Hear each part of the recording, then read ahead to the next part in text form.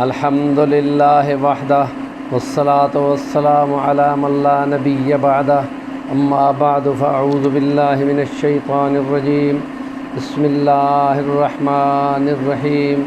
قل ان صلاتي ونسكي ومحياي ومماتي لله رب العالمين وقال الله تعالى في مقام آخر إنا أعطيناك الكوثر فصل لربك وانحر إن شانئك هو الأبتر صدق الله العظيم رب اشرح لي صدري ويسر لي أمري واحلل عقدة من لساني يفقهوا قولي۔ کہہ دو اے پیغمبر، بے شک میری نماز اور میری قربانی اور میری زندگی اور میری موت اللہ کے لیے ہے جو جہانوں کا پالنہار ہے۔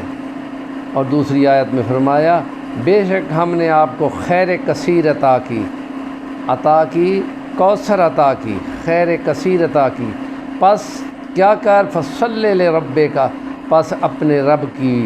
عبادت کر، نماز کی صورت کی، نمازوں کو قائم کر اور قربانی کر، بے شک تیرا دشمن ابتر ہوگا، بے اولاد ہوگا، اس کا نام و نشان بھی نہ ہوگا۔ قرآن مجید میں ان دونوں آیات میں اللہ نے ایک مطالبہ کیا ہے کہ بندگی کرتے رہو، رب کی نمازیں پڑھتے رہو، رکوع سجود قیام قعود کرتے رہو، اور پھر قربانی کا ذکر کیا ہے کہ قربانی بھی دینے کا ٹائم بھی ہوتا ہے، قربانی بھی ہوا کرتی ہے، ہر چیز کی ہوتی ہے، وقت کی بھی ہوتی ہے، مال کی بھی ہوتی ہے، جان کی بھی ہوتی ہے،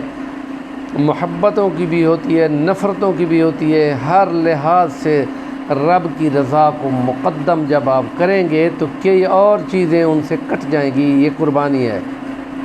جب آپ کا دل کرتا ہے نیند کے لیے تو آپ قربانی دیتے ہیں، تہجد کے لیے کھڑے ہو جاتے ہیں۔ جب آپ اپنے کاروباروں کو چھوڑتے ہو، عصر کے ٹائم کلوزنگ کا ٹائم ہوتا ہے، تو اس لیے اس کو کہا کہ نمازوں کی حفاظت کرو، خاص طور پہ عصر کی نماز کے ٹائم کا، درمیانی نماز کے ٹائم کا وہ اس کا خطرہ زیادہ ہوتا ہے، تو اس کی حفاظت کرو، نمازوں کو قائم کرتے رہو اور قربانی دیتے رہو، اور یہ زندگی تک رہے تاکہ تمہاری یہ زندگی بھی اللہ کے لیے اور تمہاری موت بھی اللہ کے لیے بن جائے، جو کہ جہانوں کا رب ہے، جس نے اس لیے پیدا کیا تھا کہ سب کچھ کو اے انسان تیرے لیے پیدا کیا اور تجھ کو اپنی بندگی کے لیے مختص کیا۔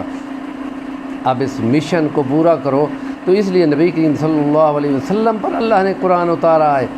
اور ان کا کام یہ تھا کہ تلاوت کر کے سنا دے، تعلیم دے اس کتاب کی جو اس کے اندر احکامات ہیں، اور حکمت و دانائی کی باتیں بھی بتاتا رہے، اور بندوں کے نفوس کے اندر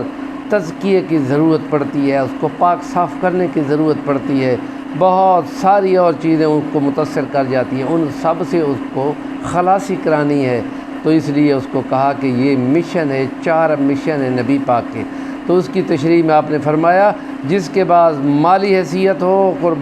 زکاتیں دیتا ہو، صدقے دیتا ہو، وہ اگر ان قربانی کے ایام میں وہ قربانی نہیں کرتا، اور جس کو اضحیٰ کہتے ہیں، قربانی نہیں کرتا، وہ ہماری عیدگاہوں سے دور ہو جائے، اور اس لیے نبی پاک نے فرمایا ہے کہ ان قربانی کے ایام میں جو خاص قسم کی قربانی کی جاتی ہے، اس میں بنی غنم کی بکریوں کے بالوں کے برابر خدا بندوں کو مغفرت کی طرف لے جاتا ہے، اور وہ بہانے ڈھونڈتا ہے کہ اپنے بندوں، ایمان والے اپنے بندوں کی مغفرت کرے، اور ان کی غلطیاں خطاؤں سے درگزر کرتے ہوئے ان کو جنت کے اعلیٰ مقاموں کی طرف لے کے جائے۔ تو اس لیے یہ قربانی کی جو دن آنے والے ہیں، ان کو ولیال عشر، یہ 10 راتیں جو ہیں، یہ ذی الحجہ کی پہلی 10 راتیں ہوتی ہیں، اور 10 ہجری ذی الحج کو وہ قربانی کی جاتی ہے جو حضرت ابراہیم علیہ السلام نے اپنے بیٹے حضرت اسماعیل علیہ السلام کی تھی، اور اس لیے نبی پاک صلی اللہ علیہ وسلم نے فرمایا تھا میرا ابا جو ہے اسماعیل علیہ السلام، جو عربوں کا باپ ہے، وہ انہی کی نسل سے پیدا ہوا تھا، تو وہ بھی قربان ہوا تھا، اور نبی پاک صلی اللہ علیہ وسلم کا اپنا ابا حضرت عبداللہ بھی قربانی کی طرف لے جائے گئے تھے، اور تو اس کے نتیجے میں آپ نے فرمایا تھا میں ابن ذبیحتین ہوں، میں اللہ کے لیے دو قربان ہونے والوں کا بیٹا ہوں۔